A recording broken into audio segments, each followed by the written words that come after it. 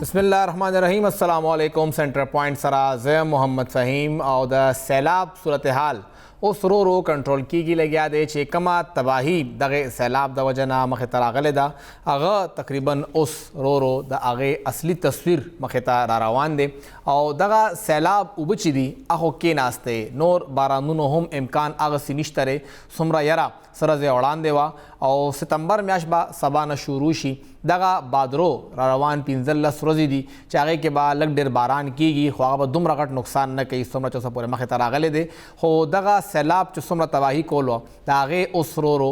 د شمار مخې ته را روان دي. ویلې کېږي چې 3.5 کروړو نه زیات خلک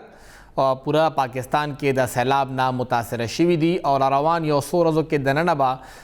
یو اندازې مطابق 50 لاک 50 لکو نه زیات خلک به بیمارانی او هغې ته به مختلف بیماری لګي. هغې کې د جلد بیماری هم کیدی شي د سرمنې بیماری د خېټې بیماریانې هم کیدی شي او هغه انتهایی سنگین نوعیت بیماری هم کیدی شي. دغه تباهي چې کم تر اوسه پورې مونږ ګورو لګیا یو هغه مونږ ته عمومي توګه باندې د غټ ښارونو نه سوات نه مخې ته راځي یا د نوښار نه یا چارسدې نه. خو ډېر زیات تباهي مونږ ته دغه جنوبي اضلاع نه هم مخې ته راغلی ده. ټانک او ډی خان ډېر زیات متاثره شوي دي خو هغه رپورټ شوی هغسې نه دي. د ټانک او د ډی خان صورتحال څه دی په دې به خبره کوو. د وخت کې مونږ سره د مشرق ټلویزیون نماینده او سینیر صحافي ودود مسعود صاحب د ډی خان نه موجود دی. ډېر شکریه ودود صاحب. دا راته ووایه چې ټانک کې او ډی ای خان کې ویل کېږي ډېره تباهي مخې ته راغلی وه ټول کلي ډوب شوي وو. ډی ای خان کې څومره تباهي اوسه پورې رپورټ شوې ده او صورتحال هلته څه دی؟ جی بالکل لکه څنګه په ټوله خیبر پښتونخوا باندې سیلاب راغلی و دغه شان په ډی ای خان باندې هم راغلی و او د ډی ای خان چې کوم 3 تحصیلونه دي تحصیل کولاچي تحصیل پرووا تحصیل پاړپور دغه تقریبا زیات علاقې سیلاب ډوبې کړي دي او د سیلاب د وجه هندس هایوې دغه په مختلف ځایونو باندې مسله کړې شوې وه چې اوبه رخ بدلولو لپاره نو هغه تر دې دمه پورې جوړ شوی نه دي. د هغې لپاره عارضي لارې جوړه کړې دي. د سره سره پی ډي ایم اے عدد شمار مطابق کا خبره وکړو نو 28 کسان مړه شوي دي چې په کم کې 10 بچیان 2 زنانه او 16 مرد کسان دي او چې کومه د مکانات نقصان شوی دی نو هغه 24402 مکانات چې دي هغه ته زیان رسیدلی دی چې په کم کې 24000 مکمل تباه شوي دي او د سره سره کا مونږ وکړو نو شپږ پرایمري سکولونه چې دي هغه ته هم معمولی نقصان رسیدلی دی. ودود صاحب دا راته ووایه چې متاثرینو صورتحال څه دی؟ دا خلک چرته دي؟ آیا څه کیمپونو کې دي سکولونو کې دي کلو اسمان لاندې دي یا دوباره خپل کورونو ته وستلي دي؟ بالکل که د متاثرین خبره وکړو نو متاثرینو لپاره پرته کولاچي سټیډیم کې هم ځای جوړ کړی شوی دی او دغه سره سره سرکاري ودانۍ چې دي سکولونه بي ایچ یو په دغه کې هم د دوی د سمبالولو لپاره ځایونه جوړ کړی شوي دي. که خبره وکړو د دوی د امداد او د راشن په حواله باندې نو دوی ته راشن هور کړيږي دوی میډیکل چیک اپ هم کیږي خو د سره سره ډی ای خان ډیره ستره پرته سیمه ده متاثرین ډیر زیات دي په دا کې ډیر ځایونه داسې دي چې دوی ته تر دې دمه پورې امداد لا نه دی رسېدلی. دا کومې علاقې دي چې اوسه پورې هغه لرې دي لرې پرتې دي متاثر هم دي او خلک د امداد په تمه دي؟ بالکل دغه کوګلو نه دغه د تحصیل کولاچي هم په سایډ باندې علاقې دي مختلف لره پرته کلی دي د سره سره پروویوال هم په سایډ باندې کلی دي. دغه لکه یو مسله کو دا هم وا چې تر دې دمه پورې الته اوبه ولاړې وي نو هغه ته امداد رسېدو کې هم ډېر تکلیف او بل دا چې لکه ما وویل چې علاقه ستره ده متاثرین زیات دي نو دوی ته امداد رسول ممکن نه دي. او ډی خان انتظامیه څه کوي؟ آیا دا خلکو ته اوس که امداد نه رسي نو به خپل کار کوي او که نه صورتحال کنټرول کولو کوشش هم روان دی؟ او بالکل دغه خبره د صورتحال کنټرول کولو کوشش هم روان دی. انتظامیه هم خپل هلې ځلې شروع کړي دي سکیورټي فورس چې کم دي هغه هم لګیا دي او هلیکاپټر باندې ها کوشش کوي چې دغه لره پرتی سیمه ته راشن او امداد ورورسوي. جی دا ټانک او ډی خان کې اوبو مسله ډیره وا اوس چې کوم دا اوبو د سیلاب اوبه تیرې شوې د سکلو اوبو صورتحال څه دی؟ ډی خان کې مخکې هم مسله وا د سکلو اوبو به هغسې دستیابي نه وه څنګه چې نور ځایونو کې وي او خبرونه به راتل چې هلته د یو ځای نه ځناور او انسانان اوبه څکي. اوس صورتحال هلته څه دی؟ بالکل که وګورو نو دلته اصل مسله چې دا هغه د اوبو مسله ده چې دوی ته ډېر تکلیف ده نو هغې لپاره انتظامیه او فورسز لګیا دي هغې ته منرل واټر ورسوي. دې سره سره لکه دوی ته د خیمې هم ضرورت دی دوی ته د میډیکل ټیمونو هم زیات ضرورت دی نو لګیا دي هلې ځلې شروع دي او خپل کوششونه روان دي. او متاثرین څه وایي؟ مطمئن دي هر څه ټیک ټاک روان دي او که نه څه ګیلې لري؟ بالکل که د مطمئن کول خبره وکړو نو چې کوم لکه ما وویل چې دلته نږدې علاقې دي کوم ته راشن ورسېږي نو هغه مطمئن په نظر درومي. خو دې سره سره لکه بیا هم ډېر متاثرین چې دي هغه مختلفې ګیلې لري هغه مختلف شکایتونه لري. او که وګورو نو پرون هم د ټانک ډي ای خان په منځ کې چې کوم پراته متاثرین دي چې کوم روډ ته راوتلي دي د روډ په غاړه عارضي ځایونه جوړ کړي دي نو هغه هم راوتلي وو هغه هم روډ بند کړی وو د یوې ګنټې راځي پورې نو هغه هم دغه شکایت کول دغه ګیلې لرلې چې موږ ته تر دې دمه پورې نه راشن را رسېدلی دی او چې را رسېږي هم ګاډي راشي چې موږ ته را رسېږي تر دې دمه پورې هر شی ختم شوي وي. او هغه روډه بیا کولاو که مظاهرین اوس ډسپرس شوي دي دلته ناست دي؟ نه بالکل یو غنټې بعد هغه روډ کولاو شول او د ټریفیک په روانګي ته جاری شول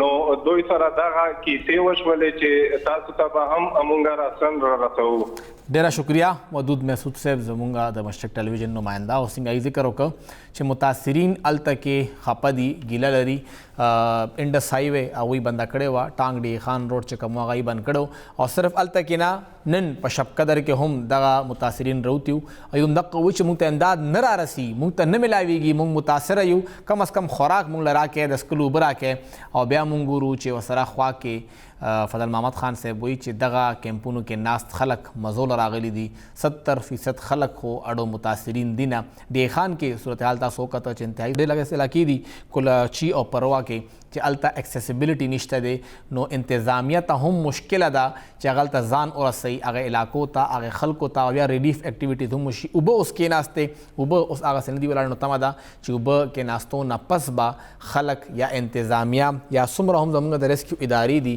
هغه به دغه متاثرینو ته ورسي. دغه ډیزاسټر آخر دا صورتحال څومره خرابېږي ولې که موږ د پاکستان خبره وکړو د خیبر پښتونخوا خبره وکړو کال 2015 کال 2010 کال 2015 او اوس کال 2022 دا ډیزاسټر صرف او صرف تیر 15 یا 14 کالو کې څلورمه پیره باندې دونه غټ ډیزاسټر مخې ته راغلی دی. وجوهات یې څه دي؟ یو وړه شان دمې نه پس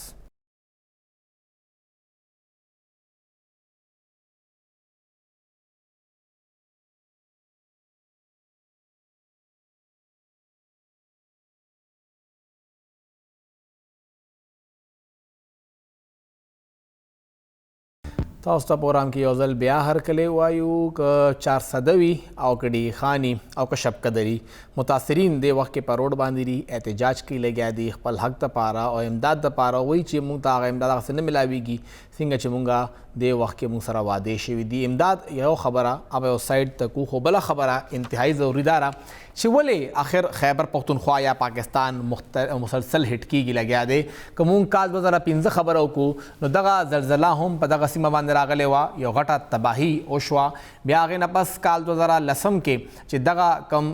سیلابونه هغه مخې ته رالل بیا کال 2015 کې هم دغه سیلابونه چترال سوات هلته هټ شو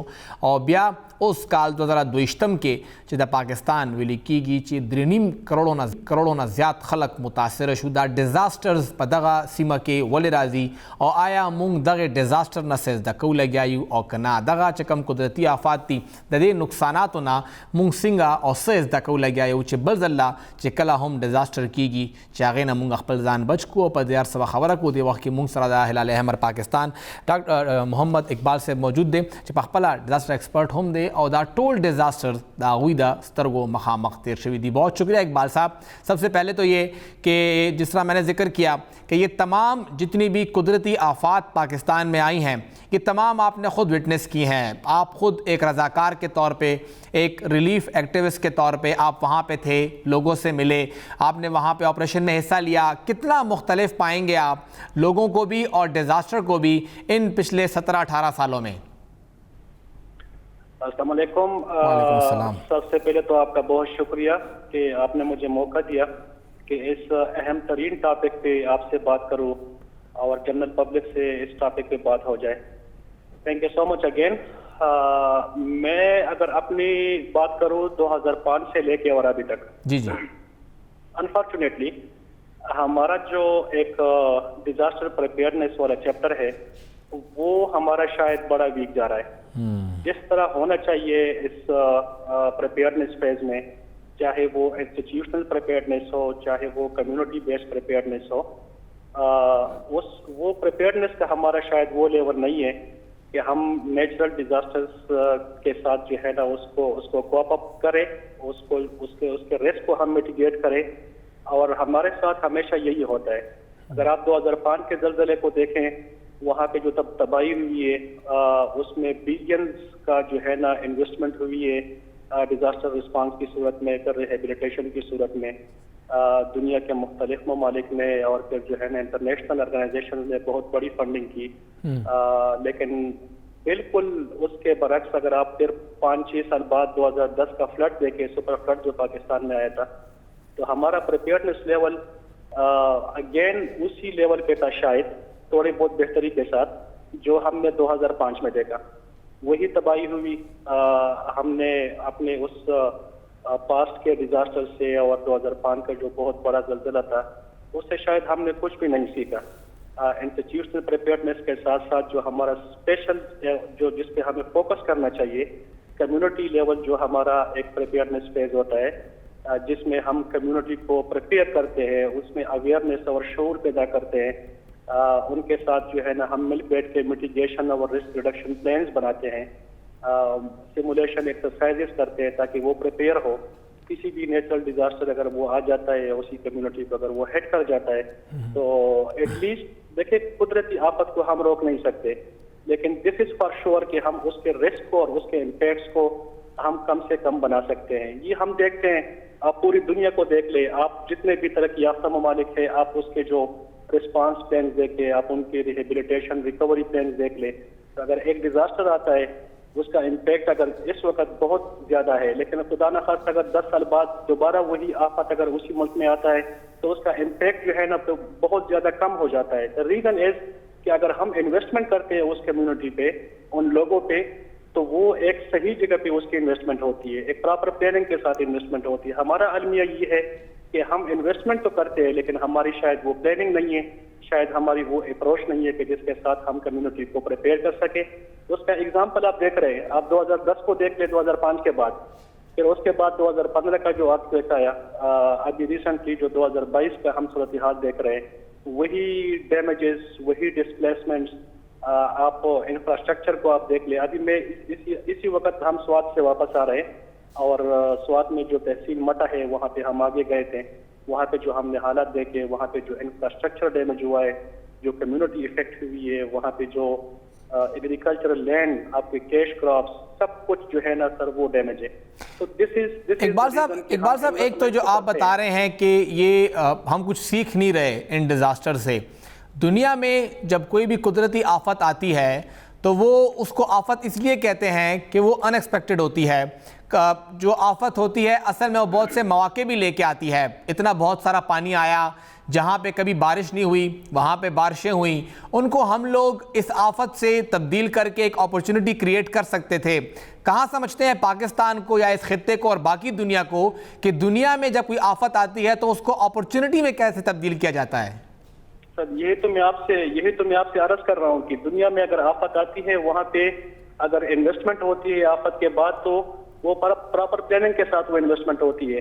وہ اپرچونٹی کنسیڈر کر کے بہتر طور پہ اپنا انفراسٹرکچر ڈیولپ کرتے ہیں. اب وہ کہتے ہیں نا کہ ہمارا جتنے بھی ڈیولپمنٹل چیزیں ہیں وہ ڈیزاسٹر رسک ریڈکشن کے آسپیکٹ کو سامنے رکھتے ہوئے ہم وہ پلاننگ کرتے ہیں. یہاں کی پرابلم یہ ہے کہ انویسٹمنٹ تو ہم کرتے ہیں, مطلب اگر آپ اسی 2022 کے فلڈس کو دیکھ لیں, مطلب بلینز آف کمٹمنٹس جو ہے نا وہ ہو رہے ہیں گورنمنٹ کے ساتھ اور ہمارے اپنے باقی جو آرگنائزیشنز ہیں ان کے ساتھ, لیکن وہ پراپر پلاننگ کے ساتھ نہیں ہو رہے. اس کو ہم اپرچونٹی کنسیڈر کر کے اور جو پاسٹ میں جو لیسن لرن ہے اس کو ہم پراپر یوٹیلائز نہیں کر سکتے تاکہ آگے آنے والے ڈیزاسٹرز کا ہم مقابلہ کر سکیں, اپنے کمیونٹی کو سیف کر کے ان کو جو ہے نا ایک پراپر ایویکویشن پلان دے دے, ان کو سیفر ایکسیس دے دے, ہم ان کو ان کے انفراسٹرکچر کو ہم محفوظ کریں. تو دس از دا ریزن جو میں آپ سے عرض کر رہا ہوں کہ انویسٹمنٹ تو ہوتی ہے لیکن ہم وہ شاید لیسن لرن ہم پراپرلی امپلیمنٹ دوبارہ نہیں کرتے. آپ وہ کیوں نہیں کر سکتے, دیٹ از مطلب کہ وہ ایک الگ ٹاپک ہے جس سے بہت سارے بحث ہو سکتے ہیں. اقبال صاحب, ایک تو یہ کہ یہ خطہ بتایا جاتا ہے یہاں پہ جو گلیشیئرز ہیں وہ بہت زیادہ ہیں اور ہمارا یہ خطہ ہمیشہ ہی ان گلیشیئرز کی وجہ سے ایک ونریبل علاقہ رہے گا. آپ کو لگتا ہے کہ کہیں پر یہ بات اب چھڑ رہی ہے کہ ہمیں کچھ پلاننگ تو اس کے لیے کرنی چاہیے تاکہ اگلی بار یہ اربوں یا کھربوں روپے اسی چیز پہ دوبارہ نہ لگیں جو کہ آلریڈی وہاں موجود ہے؟ بالکل, آپ نے یہ بڑا ویلڈ کوشچن ہے کہ جو ہمارے جو پاکستان کے مطلب اگر میں کے پی کا جو ناردرن بیلٹ ہے اگر اس کی آپ بات کریں, آپ سوات میں دیکھیں مٹل تان کا علاقہ ہے, گبرال کا علاقہ ہے, کالام سائڈ پہ منکیال ہے, اس طرح چترال میں اگر آپ دیکھیں تو بندی گول ہے, گولن گول ہے, ریشن گول ہے. یہ وہ علاقے ہیں جہاں پہ آپ کے ایکٹیو گلاف ہے اور ان گلافز کی وجہ سے ہر سال جو ہے نا وہ اتنا بڑا ڈیمیجز ہوتے ہیں اس کمیونٹی میں کہ وہ ابھی تک جو ہے نا اپنے پراپر لوکیشن پہ نہیں آ سکے. ویری ریسنٹلی ریشن گول میں گلاف کی وجہ سے 15-16 گھر جو ہے نا وہ افیکٹ ہو گئے. آپ پاس ہسٹری کو دیکھ لیں, وہی گلاف بار بار آتے ہیں, کمیونٹی کو ہیڈ کر جاتے ہیں, لاکھوں اور کروڑوں کا نقصان ہوتا ہے, لیکن شاید ہم دوبارہ اس چیز کو کنسیڈر ہی نہیں کرتے کہ دوبارہ بھی اس گلاف میں آنا ہے. اس بیلٹ میں آپ دیکھیں سارے ایکٹیو گلاف ہے, وہ کسی بھی ٹائم جو ہے نا آپ کے کمیونٹی کو ہیڈ کر سکتا ہے, آپ کے انفراسٹرکچر کو ہیڈ کر سکتا ہے. لیکن شاید میں دوبارہ بار بار اس چیز پہ کہوں گا کہ ہمارا جو پلاننگ ہے, ہمارا جو پلاننگ پروسیس ہے وہ شاید انٹیگریٹڈ نہیں ہے, وہ شاید ڈیزاسٹر رسک ریڈکشن کا جو کمپوننٹ ہے, جو آسپیکٹ ہے, اس کو ہم کنسیڈر ہی نہیں کر رہے. ہم جسٹ پلاننگ کرتے ہیں. ہم اگر ایک انفراسٹرکچر ڈیمیج ہوتا ہے اس کو ہم جسٹ ریہیبلیٹیشن کی فیز میں لے کے آتے ہیں, دوبارہ ریکنسٹرکشن کی فیز میں دوبارہ ہم لے کے آتے ہیں, لیکن پراپر جس کو ہم کہتے ہیں لینڈ یوز مینجمنٹ, پراپر پلاننگ, اس چیز سے شاید ہم محروم ہیں. اقبال صاحب, آپ بار بار اس پوری گفتگو میں پلاننگ کا ذکر کر رہے ہیں. ایک تو یہ ڈیزاسٹر پلاننگ ہوتی کیا ہے, کیونکہ ہمیں تو جتنا دیکھ رہے ہیں یہ سمجھ آتی ہے کہ ڈیزاسٹر پلاننگ یہ ہے کہ پانی کی گزرگاہ کے اوپر اور بھی مضبوط عمارت بنا لیں, لیکن عمارت ہر حال میں بنائیں, اس کا سوائل ٹیسٹنگ کر لیں, کتنا وہاں پہ سریا چاہیے, کتنی وہاں پہ سیمنٹ چاہیے. پشاور یونیورسٹی میں ڈیزاسٹر مینجمنٹ کا ایک الگ سے ڈپارٹمنٹ کھول لیں, پی ڈی ایم میں جو ہے وہ اسٹیبلش کر لیں, ڈیزاسٹر کے لوگ بھرتی کر لیں, اور وہ لوگ آخر میں یہی کہیں کہ ہمارا کام تو الرٹ جاری کرنا ہے اور بس جی سیلاب آ گیا اور سب کچھ لے گیا. ڈیزاسٹر پلاننگ میں کیا آتا ہے کہ اس کے لیے ہم کس طرح تیار ہوں, جو قدرتی راستے ہیں ان کو ہم کس طرح جو ہے وائڈن کریں؟ دیکھیں, میں آپ کو یہ پلاننگ کا پرپز اور پلاننگ کا جو امپورٹنس ہے میں بار بار اس لیے کہہ رہا ہوں کہ آپ نے کہا کہ دریا کے سائڈ پہ اور ندیوں کے سائڈ پہ ہم دوبارہ اور مضبوط عمارات بنائیں. میں تھوڑا سا یہاں پہ ڈس ایگری کروں گا ضرور. دا ریزن از کہ جس کو میں کہتا ہوں کہ پراپر لینڈ یوز مینجمنٹ ہمیں اپنانا چاہیے کہ ریور کا واٹر ایک کورس ہوتا ہے, اقبال صاحب شاید آپ مجھے تھوڑا سوال سمجھنے مسئلہ ہو گیا. میں یہ کہہ رہا ہوں کہ لوگ کو یہ لگتا ہے, لوگوں کو, کہ ڈیزاسٹر مینجمنٹ یہ ہے کہ آپ مضبوط عمارت بنائیں لیکن ادھر ہی بنائیں جہاں پہ پانی کا رستہ ہو. تو یہ تھوڑا سمجھانے کی کوشش کریں ہمیں بھی اور سننے والوں کو بھی کہ ڈیزاسٹر مینجمنٹ ہے کیا, کس طرح آپ ان قدرتی آفات سے بچ سکتے ہیں, اس کے لیے پلاننگ کیسے ہو سکتی ہے؟ اس کے لیے پلاننگ ویری سمپل کمیونٹی لیول. جس طرح میں نے آپ کو یہ کہا کہ ڈیزاسٹر پریپیئرنس کے 2 اسپیکٹ ہیں, ایک انسٹیٹیوشنل پریپیئرنس ہے اور ایک ہمارا کمیونٹی لیول پریپیئرنس ہے. انسٹیٹیوشنل پریپیئرنس جس طرح آپ نے ابھی ذکر کیا کہ پی ٹی اے میں یہاں پہ موجود ہے, ڈیزاسٹر مینجمنٹ کے ڈپارٹمنٹس ہونے چاہیے, ایکسپرٹس ہونے چاہیے, اور آف کورس اس میں جو ہے نا انویسٹمنٹ ہونی چاہیے. دیٹ از سم تھنگ ایلس. لیکن جو کمیونٹی لیول پریپیئرنس ہے دیٹ از ویری امپورٹنٹ اسپیکٹ کہ ہم ان جگہوں پہ ہم کنسٹرکشن کرے, اپنے انفراسٹرکچر کو ڈیولپ کرے, اسپیشلی اپنے گھروں کو ڈیولپ کرے جہاں سے فار ایگزامپل پانی کی گزرگاہ نہ ہو. اگر کل کوئی بھی فلڈ, ہیوی فلڈ سے اور بھی ہیوی فلڈ آ جائے تو ہمارے گھر بھی محفوظ ہو, ہمارے بچے بھی محفوظ ہو, ہمارا انفراسٹرکچر بھی محفوظ ہو. پرابلم یہ ہے, آپ ابھی اس ریسنٹ فلڈ میں دیکھیں, آپ اکراس دا کنٹری دیکھ لیں, اسپیشلی آپ کے پی میں دیکھ لیں, پانی نے سیلاب میں ان علاقوں کو ہٹ کیا ہے جہاں وہ گھر یا وہ ہوٹل یا وہ انفراسٹرکچر پانی کے گزرگاہ میں تعمیر کیا گیا ہے.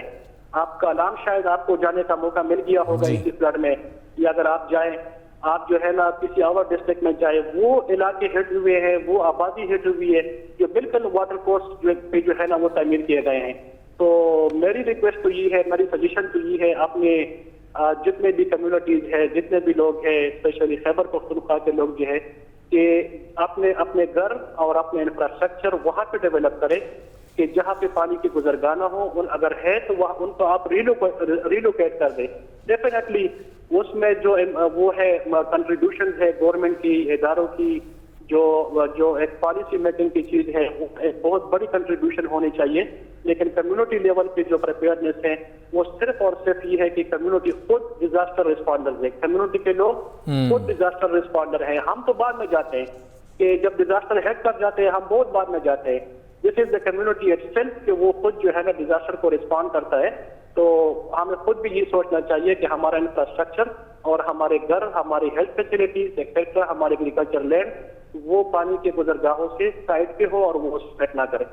بہت بہت شکریہ محمد اقبال صاحب, ہلال احمر پاکستان سے آپ کا تعلق ہے. وسیع ذکر ہو کہ ابو لارا مبندہ ویدا صرف یو اسپیکٹ دی, یو سائڈ دی, صرف د ابو لارا نہ چې کم ځای کې د زلزلې خطره ده, کم ځای کې مونږ د غرونو د پاسه تعمیرات ګورو, لږ هغې ته هم کتل پکار دی چې کم کور جوړوی لګیا دی هغې کې کہ کم صورتحال وی, کم الته کې هغه کور جوړول دي, دغه هر څه خیال ساتل انتهایی ضروری ده. او ډیزاسټر نه هم علي مونږ بچ کیدی شو چې کله مونږ هغې دپاره ځان پوره تیار ساتو. او دغه ډیزاسټر چې ختم شي, تیر شي, نه پس یو نوی ډیزاسټر جوړیږي. هغه ډیزاسټر سره څومره خطرناک دی یو ډېر شندمې نه پس.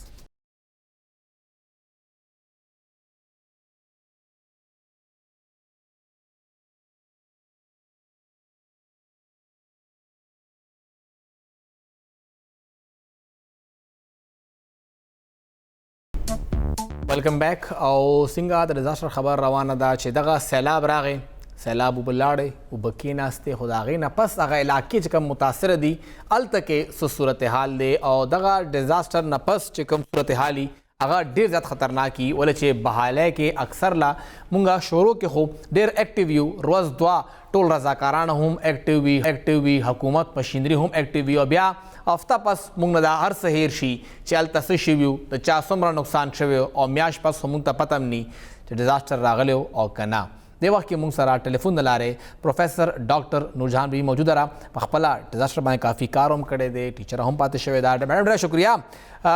میډم دا راته ډېر ناول ووایه چې ډیزاسټر خو صحیح ده, د هغې مینجمنټ, د هغې وجوهات دا هر څه شته, خو آیا تاسو ته پاکستان کې یا دې سیمه کې چېرته پوسټ ډیزاسټر دپاره هم څه میکانیزم ښکاري, څه سوچ ښکاري, طریقه ښکاري چې زموږ ادارې په پوسټ ډیزاسټر باندې هم کار کوي؟ بالکل جی, دا خو په پاکستان کې باقاعده ډیزاسټر باندې چې کومه دی خپل د ملک په حساب سره چې کومه دی planning کیا هغه باندې implementation according to each and every province دا ټول سیزونه موجود دي خو خبره دا د actual question چې دی هغه implementation دی دویمه خبره دا ده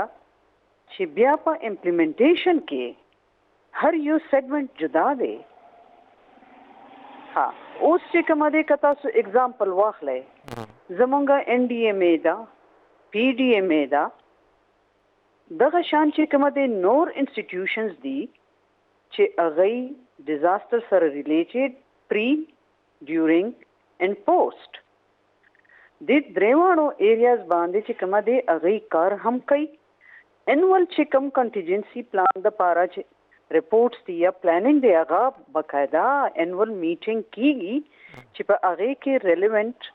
کوم انسټیټیوشنز دی هغه انوایټ کیږي بیا چې کله رستو چې کوم ډیزاستر راغلی وي د هغه رپورټس چې کوم دی الته پریزنٹ کیږي خو ما خبره به زکوما آی ډو ریممبر ما ته یاد دی یو څو کال مخکې چې زه الته میټینګ ته لاړم نو الته ما یو کوېسچن وکړو چې هغه په ډېرو خلکو ډېر بد ولګېدو ما ورته وی چې ولې دا خبره ولې داسې ده بېشک ډیزاستر لکه مونږ د فلډ اگزامپل واخلو یا مونږ د ارتکویک اگزامپل واخلو جی جی دا خو نیچرل ډیزاسترز دي صحیح او نیچرل ډیزاستر چې کومه دی د هغې رکاول 100% دا پاسبل نه ده اراوند د ګلوب دنیا کې ټوله خو داسې ده چې د هغې چې کوم آفټر افیکټ څنګه تاسو خبره وکړله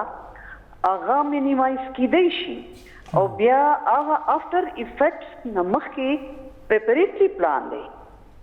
چې ته څنګه چې کومه دی جنرل پبلک کمیونټي بیا چې کومه دی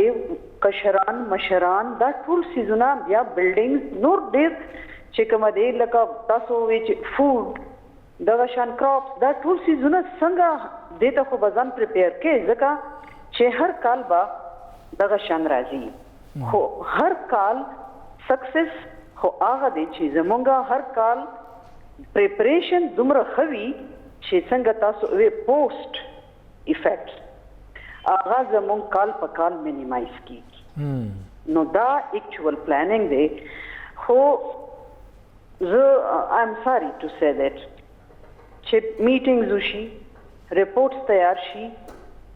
خو هغه شان پریپریشن اور هغه شان پوسټ امپیکټ ریډیوس کول هغه عمره نوي آلدو د مخکې نه اوس هم مونږ زیات ښه پوزیشن کیو لکه اوس دا ټیکنالوژي رااله ارلی وارننګ سیسټم نو ارلی وارننګ سیسټم دپاره مونږ از ا سنټر فار ډیزاستر پریپیرنس اینڈ مینجمنٹ مونږ چې کومه دی لندن کې دوه یونیورسټیانو سره کار وکړو مونږ دوه پروجیکټس وو په هغې کې مونږ ارلی وارننګ سیسټم ډېر بیسټ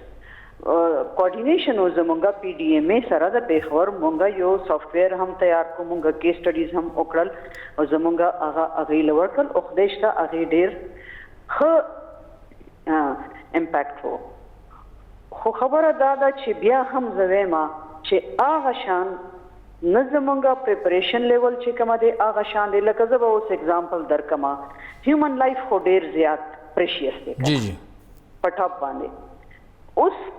آیا د هغه خلک چې کوم لکه اوس تاسو وګورئ 400 نوخار دی جی سوات دی داسې علاقې به مونږ واخلو چې چرته کې زمونږ نهرونه دي یا داسې علاقې چې چرته د سیزنل واټر باډیز چې کومې دي غټې غټې موجودې دي هلته کې چې کومه دی هر کال دغه شان فلډ چې کومه دی راځي آیا مونږ چرته پراپر ټریننګ چې هغه که سپوز فلډ کې لکه اوس د ماشومان لاړل اوس د ځوانان لاړل اوس پکې مشران لاړل آیا دې ته مونږ پراپر ټریننګ یو سیسټم داسې د ډسټرکټ لیول باندې یا د تحصیل په لیول باندې دا چې کومه دا خو دومره ګرانه خبره نه ده ځکه چې د PDMA زونل آفیسز موجود دي نو دا ټریننګز چې کوم دي دا پرټیکولرلی هغه خلک چې هغه په دغه علاقو کې اوسېږي او د واټر باډي سره زیات نږدې کورونه دي کم از کم لکه اوس سویمنګ دی کم از کم ژوند خو بچ کېدی شي که نه. بالکل. او میډم دا ته چې دا تاسو څنګه د پوسټ خبره وکړه، پوسټ ډیزاستر دوه قسمه خبره مخې ته راځي. یو خو دا چې دا متاثرین دي د دوی بحالي، یو خو هغوی کورونه مات شوي دي هغه جوړول دي، بیا دغه چې کوم فصلونه دي هغه دوباره جوړول دي چې هغه فصل دوباره روان کال کاشت وشي، بیا دا واټر چې کوم چینلز دي د هغې بحالي ده. بل چې کوم یو دا ارث ټینجبل دي، دا چې کوم نفسیاتي صورتحال دی د خلکو، ولې چې چترال کې دننه اوس هر کال ډیزاسټر دی، هر کال هلته سیلاب راځي، نفسیاتي طور باندې د خلکو باندې څه تېرېږي، آیا پای باندې مونږ کار کوو؟ او بله خبره چې پرون آرمي چیف هم وکړه، سی ایم صاحب هم وکړه دې نه مخکې چې کوم ځای کې دغه هوټلې جوړې وې په 2010 کې سیلاب وړې وې، 2022 کې بیا هم هغه ځای کې دا هوټلې جوړې شوي دي او بیا سیلاب وړي دي. نو دې کې دننه بیا زموږ ادارې آیا ګوري نه چې دا ډیزاسټر مخکې هم راغلی و بیا هم راتلی شي او بیا هم هلته کنسټرکشن کېږي؟ دا دوه کوېسچن میډم، یو انټینجبل او بل دا ټینجبل سایډ. ښایي اوس خبره یو خو دا ده جی لکه ستاسو د سواد خبره وکړه، ټینجبل انټینجبل دواړه به مونږ واخلو. دغه شان دا هوټلې چې جوړیږي یا کورونه چې جوړیږي نږدې دغلته کې هغه ایون دا خو چې کومه د ډېر ورکوټي لیول باندې دي. نن زمونږ په ملک کې اسلام آباد از د بیسټ اگزامپل. جی جی تاسو جی د اسلام آباد مین سنټر نه راواخلئ، اوس ورورو چې کومه د پېښور ته چې راځئ دغه ځایه پورې هاوزنګ سکیم، په هاوزنګ سکیم کې هوټل هم دی، په هاوزنګ سکول سکیم کې چې کومه دی هر څه شی دي چې هغه یوټیلیټیز سره ریلیټډ دغه دي هغه هم دي. د هغې واټر ډسپوزل سیسټم، سینیټري سیسټم هغه هم پراپر نه وي. او مونږ هغه تاسو ته چې زه ووایم لکه سپوز سوات خبره تاسو کوئ، سوات خو یو ویلي ده، چارچاپېره غرونه دي، میانځ کې چې کومه علاقه وي چې هغه پلین وي، هغه پلین علاقه خو د واټر باډي د واټر کورسز دي، لارې دي، هلته کې دا اوبه راځي، هغې سره چې کومه دی ایون هاوزنګ سکیم هم چې کومه دی نن سبا دغه کېږي، هغې سره هوټلنګ هم دغه کېږي، هغې سره چې کومه دی هر څه شی ټول چې هغې سره به څه کېږي، هغه خو چې کومه چې واټر باډیز لارې بندو ټولو نه مخکې خو دا خبره ده هغه اوبه به په چا راځي، هغه به دا کورونه وړي که نه به وړي، دا هوټلې به وړي که نه به وړي. او بیا لارج لیول باندې ایټ دی ګورنمنټ لیول مونږ دا پلانینګ هم دغه شان کوو. زه څه خو چې کومه دی خلک خپله جوړوي، خو ګورنمنټ چې کومه دی آلدو زه به اوس هم بیا ووایم چې د دې خپل کوډ موجود دی، د دې خپل ډېر هر څه پلانینګ موجود دی، خو امپلیمنټیشن لیول چې کومه دی هغه پوسټ افیکټس چې کم وي که نه 80% به زه ووایم نیچرل ډیزاسټر چې امپیکټ راځي په هغې کې 80 که نه هم وي زه به 50% وایم چې هغه نقصان ذمه دار مونږه جنرل پبلک هم یو، زمونږ ګورنمنټ هم دی، امپلیمنټیشن ادارې هم دي ټولې. ځکه نیچرل خو مونږ نشو سټاپ کولی، دغه 30-40% خو مونږ سټاپ کولی شو که نه چې د دونه نقصان کېږي، خو نقصان اټلیسټ کمیدی شي چې کوم هغې ډیزاسټر نقصان بالکل بالکل نیچرل ډیزاسټر هم کمیدی شي. دا لکه دا نیچرل ډیزاسټر دی، نیچرل ډیزاسټر چې کوم مونږ نقصان ورته وایو هغه خو مین میډ جوړ کو. بالکل دا زمونږ چې کوم دی وخت کې پالیسی میکرز دي په دې کې ایکول ریسپانسبل. ډېر شکریه ډاکټر نورجهان بیبي، تاسو څنګه خبره وکړه، کافي تفصیلي خبره هغه وکړه چې هر څه شته خو کاغذونو کې، هر څه شته خو په میټینګز کې، هر څه شته خو په اجلاسونو کې عمل په پکار دی چې دغه پوسټ ډیزاسټر چې کوم مینجمنټ دی هغې باندې هم عمل پکار دی. بیا هغې نه پس چا دا عمارتونه جوړ کړل، دا هوټلې ولې جوړې دی، اربونو روپۍ د دې مالک هم ولګولې، څومره به رشوت ورکړي، دا ټول هوټلو والا کم ځای نه دوی NOC واغشته، هغه رشوت ورکولو حوالې سره اسلام حدیث کلیر دی چې رشوت ورکولو والا او اغستو والا دواړه جهنمیان دي. نو د دا رشوت به څونه ورکړي، هر یو کس هلته چې روزګار کې ملوث او لږ به دې خوا دا هوټل جوړ کړو، یو هوټل خو نه دی، خو بهرحال اوس خو آرمي چیف هدایت ورکړي دي. ګورو چې دغه آرمي چیف هدایت او د وزیر اعلی وینا نه پس دغه انکوایري کم سرته رسي او څوک دې کې ذمهواران دي چې هغه مخې ته راځي. نن یو بل هم ډېر غټ خبر دی یو وړې شندمې نه پس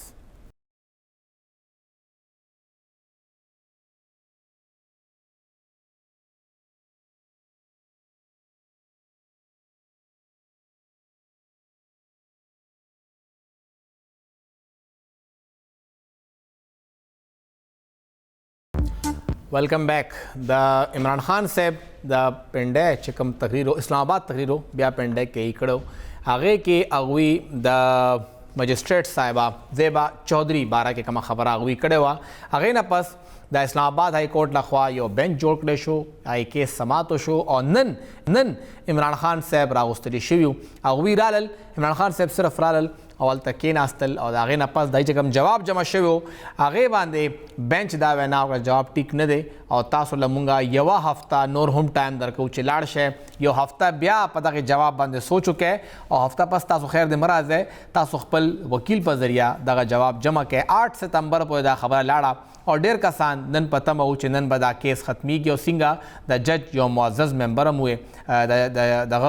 बेंच मुअज़्ज़ज़ मेंबरम हुए चिंदन बदा टोला कर खत्म शे हुआ और जवाब दला सबा मुंगा उस दा कार्रवाई यो सूरज नूर हम जंडो ते वक्त के मुंगसरा सीनियर कानूनदान मुअज़्ज़म भट्ट एडवोकेट साहब मौजूद दे। भट्ट साहब बहुत शुक्रिया। भट्ट साहब नया पाकिस्तान बनता देख रहे हैं, इससे पहले तो कोर्ट रूम के अंदर ऊंची आवाज़ से बात करने पर भी बड़े बड़े सियासी लीडरान को सुबकी का सामना करना पड़ा, सरजनिश होती थी और इस बार तो पूरा मौका मिल रहा है कि जो आपने रिटर्न जवाब दिया है जाएं उसके ऊपर एक हफ़्ता सोच लें आराम से सुकून से, एक हफ़्ते के बाद दोबारा अपने वकील के दे जवाब जमा कराइएगा। तब्दीली देख रहे हैं सर? जी हाँ, पहले कानून बिल्कुल अंधा था और उसकी आंखों पे पट्टी होती थी। अब जो फिलॉसफी है उसके तहत अदालत के कान होते हैं वो सुनती है, अदालत की आंखें होती हैं वो देखती हैं, अदालत का दिल होता है वो महसूस करती हैं। सो लिहाजा अब का जो जूरिस्प्रूडेंशिया है उसमें अब अदालत ने बड़ी एहतियात से काम को आगे करना इसलिए शुरू किया है कि वो उसकी रिक्वायरमेंट थी। तो आज भी देख लीजिए कि अदालत के पास जवाब आया और अदालत कंटेम्प्ट की प्रोसीडिंग्स में इसी चीज़ को इंश्योर करती है कि अदालत का मकाम और मर्तबा जो है वो अफजल हैसियत में कायम रहे। तो आज भी जब जवाब आया उस जवाब को अदालत ने कंसिडर किया है, लेकिन अदालत ने इंदिया दिया है कि इसे सॉफ्ट बनाने की ज़रूरत है। तो उन्होंने डेलिब्रेशन के लिए और सोच विचार के लिए इंदिया दिया इमरान खान साहब को भी उनकी टीम को भी कि आप इसे बेहतर बनाइए इसके मतन को, ताकि ऐसा मतन होना चाहिए कि जिसमें इस बात को यकीनी बना नजर आए कि आप वाकई जो है अदालत का एहतराम अफजल समझते हैं और अदालत पे एतमाद करते हैं और अदालत को रिस्पेक्ट देते हैं। तो सर आज जो रिमार्क्स थे उसमें कुछ जिक्र भी आया कि इससे पहले इस तरह के केसेस में हमारे सामने फैसले मौजूद हैं, लेकिन फिर भी वक्त दिया जा रहा है कि आप इस हवाले से आपने जिक्र भी किया कि थोड़ा मतन को जो है वो नरम करें। ज़ाहिर बात है कि माफ़ी मांगने के लिए एक मौका दिया गया है। आप समझते हैं जो पहले फैसले हुए हैं, चाहे वो निहाल हाशमी साहब का हो, दानियाल अजीज़ साहब का हो, तलाल चौधरी साहब का हो, इन तमाम वाक़यात के अंदर उनकी जो नाअहली हुई है वो एक प्रेशर या एक प्रेसिडेंट ऑलरेडी सेट है, उसको भी देखना पड़ेगा? जी हाँ, मेरा ख्याल में उन्हीं की रोशनी में अदालत ने ये समझा है कि हमें कंटेम्प्ट के कानून में रिफॉर्मेटिव एटीट्यूड को यकीनी बनाना होगा। और अदालत ने अगर ऐसा बोला है तो यकीनन उनके जहन में ये बात होगी कि उन केसेस में जो है मतलूबा नताइज जो है शायद उस तरीके से हासिल नहीं हो सके। और अब जो है अदालत ने उन्हीं की रोशनी में ये उसलूब अपनाया है, बताते हुए कि देखें आप जो है चीज़ों को सॉफ्ट करें, इसलिए कि इवॉल्व करना है कानून को भी और उसकी रिस्पेक्ट को भी। तो अच्छा है कि उन नज़ीरों की रोशनी में अदालत ने जो है ये एक राह जो है वो इख्तियार की है अफहाम और बेहतरी के अंदाज में इस मसले को निपटाने की। भट्ट साहब, आपको एक एडवांटेज है कि आप वकील भी हैं और सियासतदान भी हैं। क्या कहेंगे ये जो आज जो एक हेयरिंग हुई है, समझते हैं कि अदलिया ने अपना वकार तो बुलंद किया कि हम आपको मौका दे रहे हैं, लेकिन उन्होंने बाल जो है वो सियासी जमात के कोर्ट में डाल दिया है कि हमने आपको मौका दिया है, अब आप भी एक कदम आगे बढ़ाएं और बेहतरी की जानिब बढ़ते हुए अपनी जिम्मेदारी निभाएं। तो यहाँ पर अब सियासी जमात जो कि पाकिस्तान तहरीक इंसाफ है, उनके ऊपर अब ओनस है कि वो कैसे यहाँ पर अपना हाथ आगे बढ़ाते हैं। देखिए, जो नजर आया वो ये आया है कि जो जिनके खिलाफ कंटेम्प्ट की प्रोसीडिंग थी इमरान खान साहब के खिलाफ, तो वो आए अदालत में उन्होंने खुद को सबमिट कर दिया। बिल्कुल। یہ ایک جسچر تھا جو انہیں دینا تھا، وہ انہوں نے دیا۔ پھر دوسری بات یہ کہ عدالت تو یاد رکھیں کہ عدالت کا جو وہ ہے مقام ہے وہ سرپرست کا بھی ہے نا۔ جی عدالت جو ہے اس نے بہتر سرپرستی کا کردار ادا کیا ہے،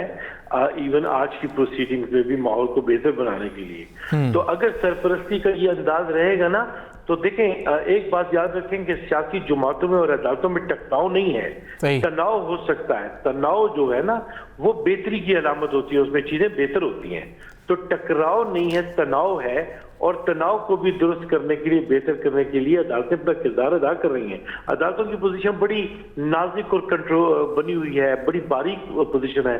فیصلے بھی کچھ پاپولر ہیں کچھ ان پاپولر ہیں، تو عدالتیں بھی بہت احتیاط سے چل رہی ہیں۔ تو عدالت نے جو موقع دیا ہاتھ ملانے کا تو وہ ایک بہتر انداز ہے سرپرستی کا، اور اگر یہ اس طریقے سے چیزیں چلنا شروع ہو گئیں تو میں سمجھتا ہوں کہ بہت اچھی کارڈیل فضا بن سکے گی انسٹیٹیوشنز کے درمیان۔ سر اس میں جو دوسرا فریق ہے جمہوریت جو کہ پنپ رہی ہے، تو کیا کہیں گے سیاسی جماعت کا اب کردار کیا ہے؟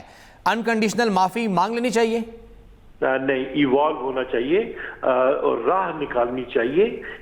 ایک بہتر افہام و تفہیم کے لیے۔ اب مثال کے طور پہ اس کی بھی گنجائش تو عدالت نے پیدا کی، اور دوسری بات یہ ہے کہ اب لیڈر کے اوپر بھی بڑی ذمہ داری ہوتی ہے، وہ پوری کی پوری عوام اسے فالو کر رہی ہوتی ہے، تو اس نے بات کو کرنا ایسے انداز میں ہے کہ عدالت جو چاہتی ہے عدالت کو وہ یہ میسج دے دے کہ جناب میری انٹینشن اس میں گڈ فیتھ میں تھی، نیگیٹو سینس تھا رہی ہے